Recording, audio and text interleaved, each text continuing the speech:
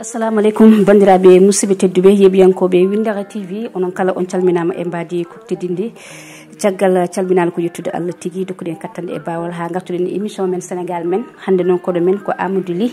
a salminama a juurama a ñaganama Allah moƴƴere nde calminta yeɓiyankoɓe Windara TV e émission men Sénégal men. Assalamu aleykum wa rahmatullah min calminima min calmini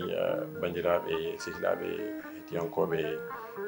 oɗo émission kala ɗo ɓe mbawi wonde tunde Baba Adama tigui emin jinno andude 7 ans ma ha 25 ans ha 35 ans Amadou Ly holto wonno? Bon 7 ans ha faade 25 ou 35 ans ɗum ko dumna jaƴƴo seeɗa woɗi hen banggue en goni Sénégal woɗi hen banggue kadi Allah e bawɗe muɗum nawi en caggal leydi notamment en France donc et kadi ɗum ko en terme de localisation woni ɗo gonɗen e aduna he kono kadi hay sa ƴeewi aduna meɗen kadi e gurdam meɗen on ɗon période kadi ene waɗi couvrir ɗumaji ɗiɗi par ce que won hen période ken élève en étudiant ji en donc en janggannoɓe waɗi hen période mo ganduɗa kadi taw en Allah waɗi hen en dañi golle donc en puɗɗima kadi gollude donc 7 ans sen ƴeewi ko école primaire tawi an donc bon somi juumani ko hedde Guédiawaye en foti tawdemi e ko ɗum ni kadi Guédiawaye hedde marché Sam 1988 ɗum ko classe de 6e 5e en anen wiyata CICPN ko ɗon gonnoɓe d'ailleurs ni ko toon natatmi école somi ngabbiti juste un peu avant 7 ans jardin d' enfant one aussi ko ɗon mbanmi ɗum donc ummiɗen ɗon jaaɗen Tinguéji donc toon gonɗen toon 1989 en donc c'est autour de 8 ans et puis Allah waɗi gartuɗen kadi champ de course donc woni Gibraltar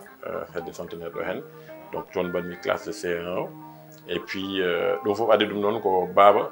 kañum ko professeur de mathématique wonno kono Allah waɗi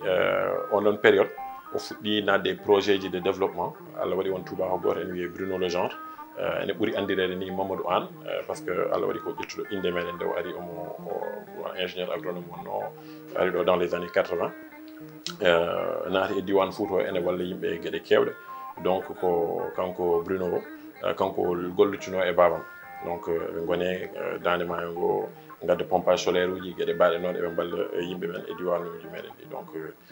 ɗum tagui à un moment donné o ƴetti décision dartinde jangde nde o ƴetti disponibilité pour wonde à 100% e golle ɗe omo ɗe wonduno e Bruno ɗe ɗum addani min ummade min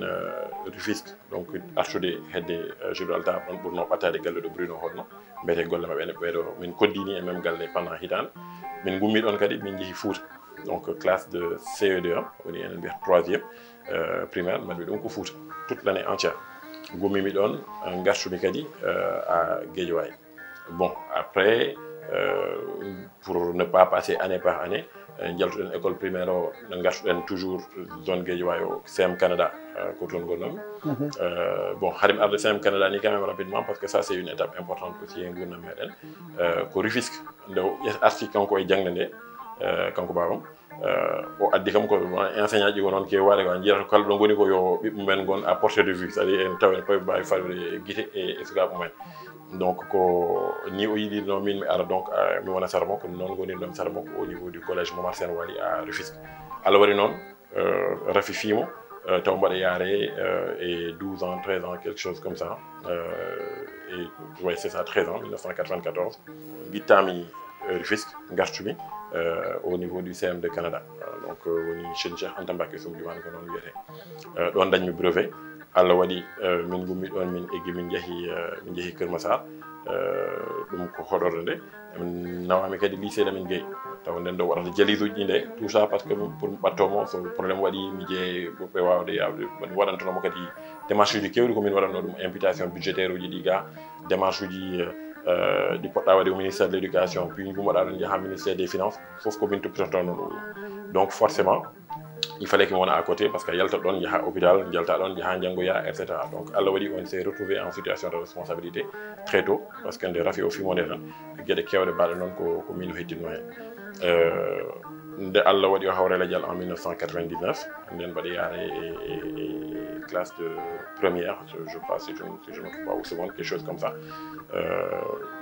nenam artiri kam parce que doole mbawa ummade mi Keur Massar yaade janggoyde Lamine Gueye hayso ko temedere wonno par ñalawma plus mo o wawa donc o artiri kam à Rufisque ɗum addani kam artude lycée Abdoulaye Sadji donc pour waɗede toon classe de première et de terminale am Allah waɗi kam dañmi toon bac o gummimi ɗon noon nden ganmi bac o nde Allah waɗi kadi je suis sorti major du centre du lycée Abdoulaye Sadji mo gonnomi o woni ko min ardi e centre Allah walli kam série S2 wonno Allah udditani kam damal rewni ɗum kadi encore e jungo kanko Bruno Rojan mo kalanomi o par ce que mo jeeya e walluɓe ha mbawmi yaade caggal leydi naam mi himmiri mi tinnima e jangde nde kono won il fallait ko jungo neɗɗo yanta hen pour que ɗum wawa wonde kanko Bruno jungo makko naati hen pour ɗum wawa wonde no ko ni jaarumi France en 2001 donc en gummima Sénégal nden eɗen jaare e duuɓi sappo e jeetati faade jeenayyi et puis France noon somi raɓɓiɗini en mbaɗi toon jangde meɗen towde c'est à dire donc DUT diplôme d'ingénieur et doctorat en physique et puis après puɗɗi toon ɗon gollade en 2006 justement au niveau de EDF woni électricité de France donc Allah nawri en toon dañɗen ɗon damal gonɗen hen eɗen tampa hen ha saaha goto yonti mbiɗen wonde vraiment en natti yiide koye men e jooɗade France eɗen jokka toon golle par ce que nden haqqille o foof woni koye artude e leydi ndi saabu noon guila haade men yaade ken ɓooyɓe yidde ƴellitare leydi ndi eɗen miijo hen eɗen ƴeewa eɗen jiiya ko woni télé ji eɗen jiiya gueɗe kewɗe no suka yirata ni tan hunde foof aduna o heewa e nder haqqille muɗum o ko noon mbanoɗen ɗum noon nde Allah waɗi jaaɗen gandal fuɗɗi nadde seeɗa bon nanguɗen wonde sen jooɗima en mbaɗi galle tan sa rendaki gartagal ngal weɓata donc keeƴiɗen mbaɗɗen feere no gartirɗen donc voilà un peu no gartirɗen Sénégal tawa eɗen jaari juuɓi capantati à peu près environ caggal salmidema ko welema mawɗo e oɗo parcours manan mo kalɗa kono so tawi neɗɗo heeɗima ko kalɗa ko elle jinnaɓeɓe hay sinno gona wasɓe ko wiyeteɓe ko wasɓe kam gona wiyeteɓe ko dañɓe caggal minani mbiɗa wattan ɗo jinnaɗo ma debbo ala ɗo kattanɗe wawde e yoɓandema aɗa yaha ɗo woɗɗi artirma e muɗum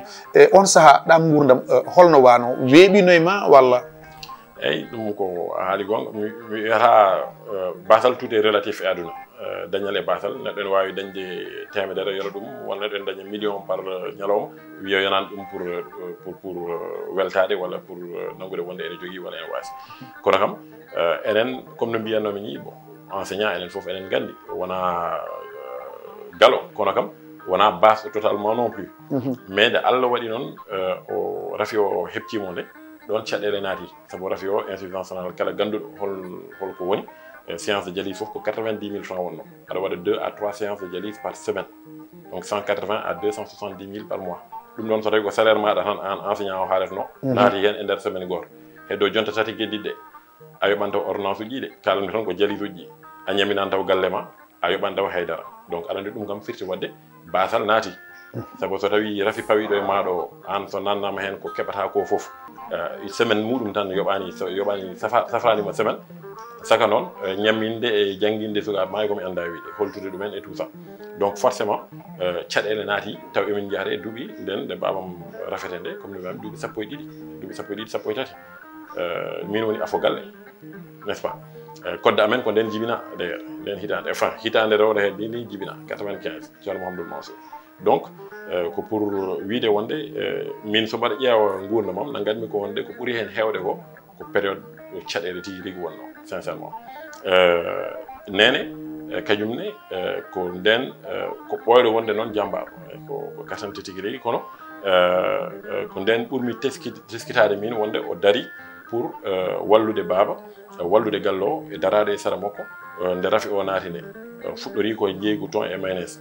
ɗum emin koɗno Guédiawaye ɗon nenam yeyno ton e mayonnaise o pour wawde wallude mo kanko wallide baba e dépense jogi no mbiyami ni sa ƴetti salaire o foof sa nani ɗum hay sa ƴetti koɓe mbiyatno kadi imputation budgétaire 4/5e ƴiwi fati wa safaro o aran ɗumaji ordonnance uji garan taw c'est impossible pour raɓɓiɗinde jobdi salaire enseignant wawa safrude joguiɗo insuffisance rénale taw aɗa yoɓa ko poɗɗa yoɓde hen ko correctement ɗum c'est impossible. Amadou Ly holko woni dalilu ummadema France arde ɗo hen e leydi Sénégal artude ɗo e leydi ma? Alors dalilu o ko ene weeɓi ko yidde jeeyede yimɓe ɓe ganduɗa hen en mbawi en jogori matude walla fewnidde leydi ndi saabu komin nanguɓe wonde mbaɗa jeeya yimɓe nanguɓe wonde leydi ndi no ndi foti yaarude ni ndi yarani noon hande caɗele gonɗe ɗo hen sa yii caɗele yimɓe guurata ni min j'ai l'impression eɗen kalno joni basal e dañal etc j'ai l'impression min hande so mbaɗa ƴeewa ko taari kam ko caɗele ɗe min guuranno nde situation musno nde ɗum nanɗo ha joni e holko saabi ɗum est ce que ko wasde en gollade ko wasde en jogade des ressources ɗi ganduɗa hen en mbawi yowitade hen pour kutorade ɗum no hanniri ni mbiyete ene jibinana en ko cohluɗen e dañal mbiyete ene wawa sarade yimɓe fof goto fof wawa naftorade ɗum donc ɗum ko hunde nde ganduɗa henne sa ƴewti sa tawi ka ƴewtintoɗo ma andu wonde leydi ndi wonko heewi ko heddi ko ɗum saabi yidde min artude e jeeyede e fewnitoɓe e mahoɓe leydi ndi ko ɗum woni motivation amen premiére ɗum artiri min ɗo hen hande soko tawi a ƴeewi ɓesgu Afrique fof nene ɓabbiti femde manan caggal leydi teede ene wiye ɓamtare aduna Allah nde fof fawi koye Afrique nde tawno leydi Afrique nder muɗum ko ngaaluji mbayi tan kono leydi kono ha hande ɓesgu Afrique naɓe nene doga mana ene jalta Afrique beele ko ɓeɓe ganduɗa kañumen gardi Afrique goni ɓe keblanaki Afrique walla ko nananla caggal leydi o tan addani yimɓe man ɓabbitade ene jaa caggal leydi mbeɗa sikki kam neɗɗo kam ko dañi foof normalement joɗade e galle muɗum e joɗade e wuuro muɗum foti ɓurande ɗum guiley neɗɗo gummotoɗo Fouta ara Dakar gummotoɗo Sénégal o yaaha caggal leydi sinno o dañi sago makko mboɗo nanggui wonde ko o joɗoto ko ɗo hoɗi ɗo ko ɗo jeeyaɗo donc sa yi neɗɗo o yalti tan wasata mara won ko mankira ko ɓuri hen heewde bon hen saji neɗɗo neɗɗanno gam ɓeydude gandal muɗum famamuyo muɗum e aduna et cetera kono kam sa ƴeewi enen yaltoɓe sukaɓe ko nawata ɗumen ko nawi ɗumen ko batal ko yiiloyade ko tampude e gurdam musɗam ɗam ɓe goniri ɗo hen ɗam ɓe mbiya wonde aha ɗum ɗo hen min mbawa continde e hen saji ɓe mbiyata ni ko mayde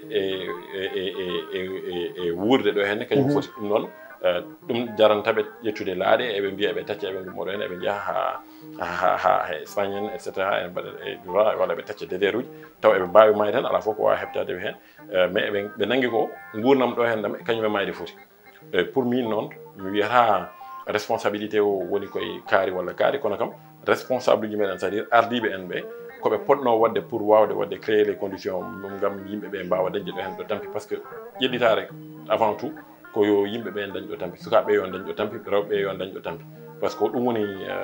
hande ko ɗum jogui sa ƴeewi kañum ɗum woni ko jogui société ji meɗen ɗi ko sukaɓe e rewɓe kañumen jogui galleji ɗi eyyi babiraɓe bien sûr nani hen kono ko ɓuuri hen heewde ko ndondi ko ene heewi tellement koma worɓe ma rewɓe ɓe janta hen koma sukaɓe aussi so tolnima wonɗo tolni mbawano koye men hande a natata e galle jiiya baba tampi woni à la retraite sukaɓe gorbi mawɓe ene jooɗi ngala ko mbaɗi ɓene mbaɗi formation mumen ɓene janggi métier mumen kono ngala hayɗo tampi subaka ha kikiɗe kono jara ataya ene ƴaka guerte ene jewta ene kaala ko ganduɗa donc ɗum ɗon c'est sûr que wonko heddi ko ganduɗa hen en fotno waɗede e ndiɗo leydi ndi waɗaka ɗum tagui sukaɓe hen bon mbiya wonde yaade caggal leydi ɓuran ɗumen joɗade ɗo hen sa ƴeewi hande e nder leydi Sénégal ene wiye leydi ndi ko leydi ngalɗudi ene jogui ladde ene jogui leydi ene jogui nangue ene jogui ndiyam ene jogui jamɗe ene jogui kanŋe phosphate e gueɗeji goɗɗi ɗi ganduɗa ene cuuɗi e leydi ndi kono ha hande e tampere e caɗele ene ɓeydi e jokade e nder galleji ɗi mi arta tan rapidement par ce que haali gonga effectivement nan a yañino question mbiɗa wonde Afrique kono sa ƴeewi Afrique ko ɓuuri hen heewde yahoɓe ɓe ko ɓiɓɓe Afrique francophone en ɓe ɓuuri heewde ko jaltata hande ene jaaha janggoyde ene jaaha mi haanen janggoyde kam par ce que y a plusieurs formes d'émigration won jahoɓe pour janggoyde waɓe ɗo amen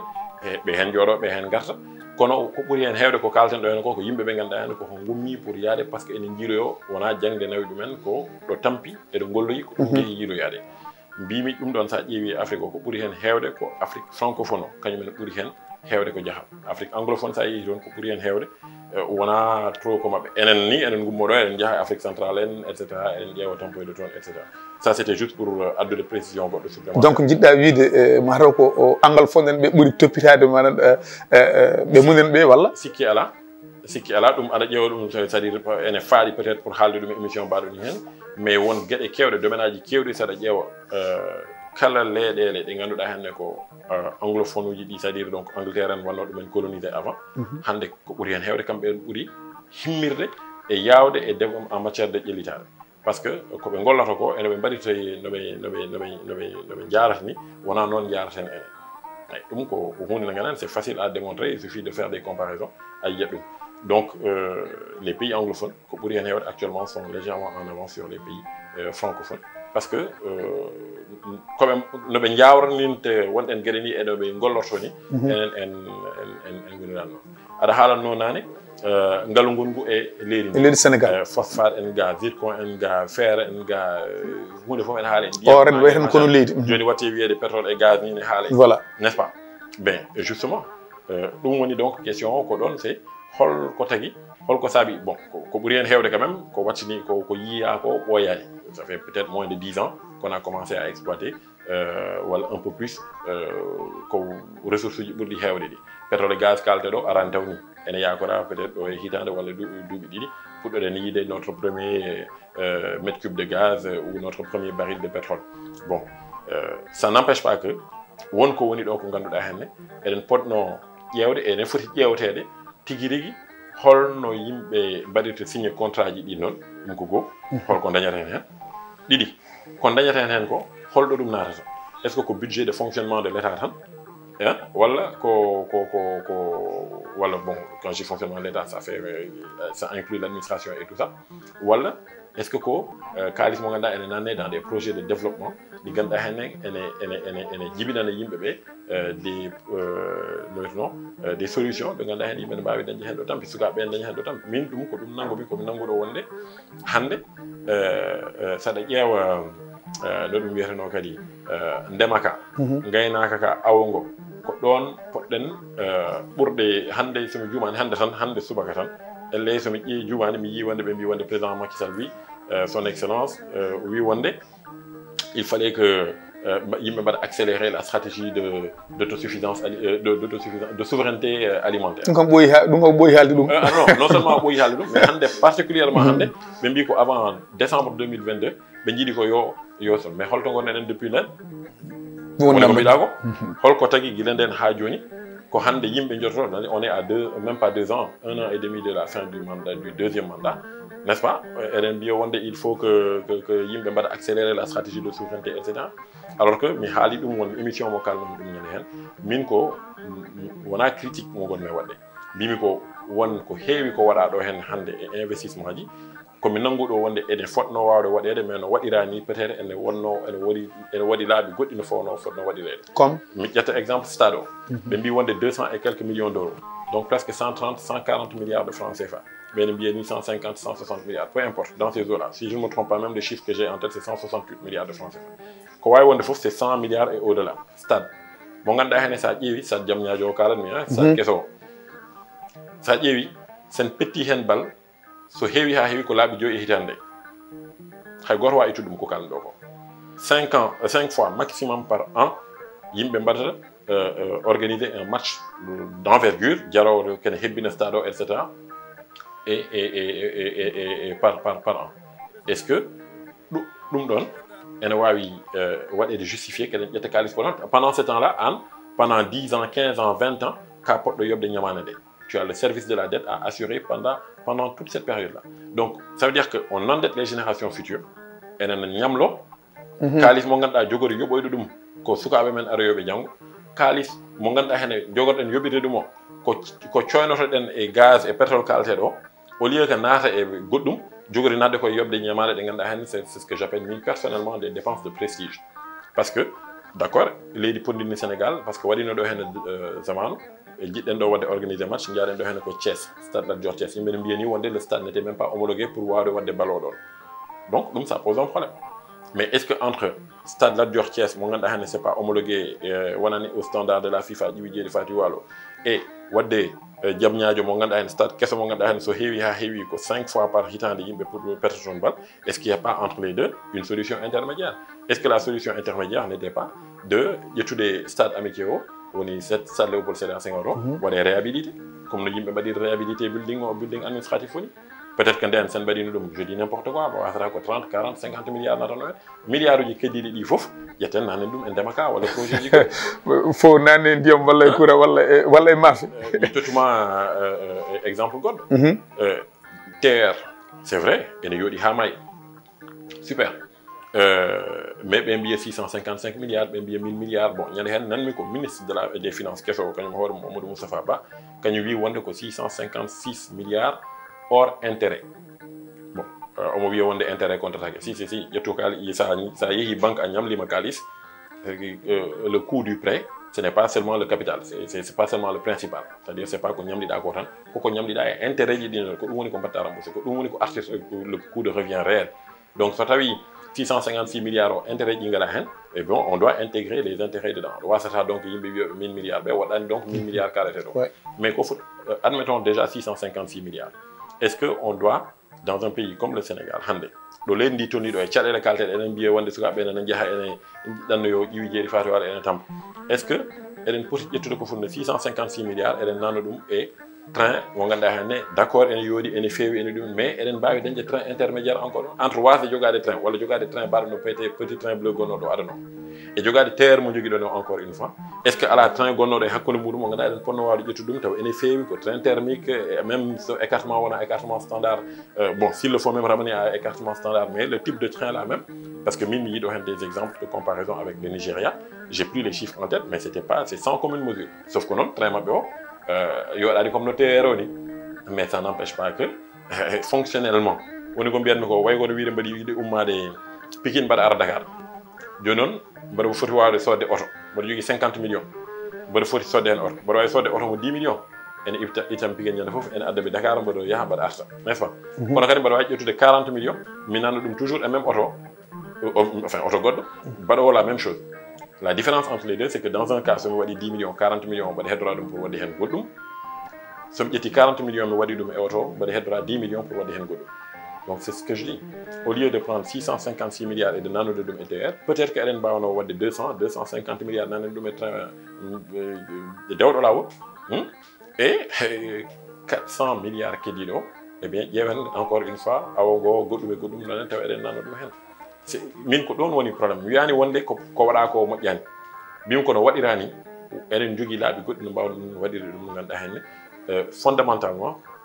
so tawi en dewnino ɗum lawol mbaɗa nangui wonde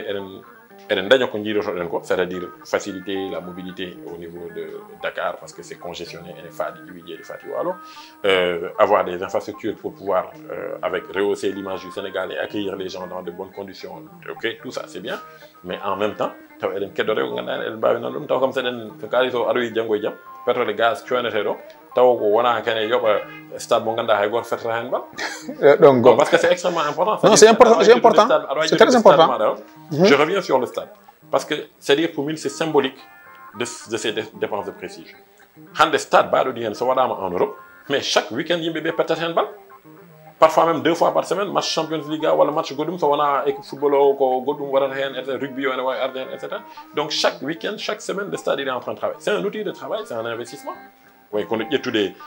oto ni walla ƴetta way c'est un investissement ko kuutorgal pour dañde kalis pour liggade kalis mais oɗo stade liggota ko kalis et à côté tu as Dakar Arena même chose affaire de terrain de basket etc même chose combien de fois machin etc yiyama ɗo hen ñande hen ɓe mbi wonde Youssou Ndour waɗi toon concert bon on demande alors dans ce cas là qu'il y ait des concerts chaque semaine parce que sinon on va pas s'en sortir. Amadou Ly arino saha dillere mawde hakkunde mon e Senelec e société Akilit ko ardi fof holko woni Akilit ko galle gollorɗo mo ganduɗa ko minen darni ɗum ene liggo e domaine électricité kono ene wawi liggade e n'importe quel autre domaine parce que sa ƴeewi e nder Akilit min gardini d'abord ko aspect informatique o c'est-à-dire hande zamanu tolni ko ɗo ganduɗa ala fof ko wawa gollede taw digital natani hen digital enen mbawi nangude ko karalleje guese ɗe ganduɗa hen ene wawi hutorede pour webnude golle ɗe ganduɗa hen yimɓe ene mbaɗanno ɗum nden sa yiɗi no noddude neɗɗo o ko ma jaha cabine téléphonique walla komi anda wiide pour noddude hannde yimɓe gaddanama ɗum ko WhatsApp en ga ɗum ko Telegram en ga machin a yoɓata enfin si indirectement aɗa yoɓa par ce que ala passe connexion a wawa ɗum mais kam ɓuuri webde sa ƴeewi a natti tampirde no tampirtuno nden pour kalda e bande gonɗo caggal leydi c'est compliqué hande way gono jamma e ñalawma ko onon gondini atinata ni wonde neɗɗo o natti wonde sara maɗa ɗum ɗon foof adi ɗum ko digitalisation ko de la même manière min gaddiri minen ne wona minen gaddi ɗum c'est-à-dire que ko secteur énergie o kañum ne ene yahay on ɗon parce que kala ko jiiɗa yaadade zamanu muɗum secteur en ene yaade zamanu muɗum ene nanna ɗin ɗon technologie ji kesi minen noon min naati e on ɗon domaine gandal amen ene yaatiri e on ɗon ngal ɗon banggal emin mbaɗa développé solution ji woni donc emin pewnano koye men emin miijono koye men ɗen ɗin solution ji ɗin logiciel uji emin pewnano ɗum koye men min coɗani ɗum min ñamlaki ɗum min luɓaki ɗum ko sukaɓe ɓe jiyaton ɗo hen ɓe ɓiɓɓe leydi Sénégal ɓe hen ko minen gartiri ɗumen ko Sénégal gartiri ɗumen nder Sénégal ɓe ko France gonno ɓe ko Canada ɓe ko États-Unis minen gartiri ɗumen ɗo hen ɓe jaadi e ɓiɓɓe leydi ɓe ganduɗa hen kadi kañumen ko ɗo janggi mbadda batti gollade ɗum ɗon donc emin gaddi logiciel uji ɗi ganduɗa hen kamɓe opérateur électricien ji ɗi woni fewnoɓe courant o waɓe no Sénélec ni ene mbawi hutorade ɗum pour ustude dépasse uji mumen par ce que kala ko jiiɗa entreprise fof mo jiiɗa neɗɗo somoyto hunde yeyta woda ko waɗi hen après yeyta ɗum ko waɗata hen ko ɗum woni ko wiyete valeur ajoutée ko eyyi kanko Sénélec o sorata ko combustible o nano ɗum e central uji o soda central uji aussi o wadde hen foof o nana hen warñande makko agent ji ɗi e gandal mabɓe ɓe pewno courant o yeyete woda ko fawa hen nde wonno ko service public noon wona hunde gaɗa ko waɗa libéralisé hunde koɓe mbeɗa ɓe mbaɗata hen etc donc il y a une formule de régulation etc ɗum mi narta e détail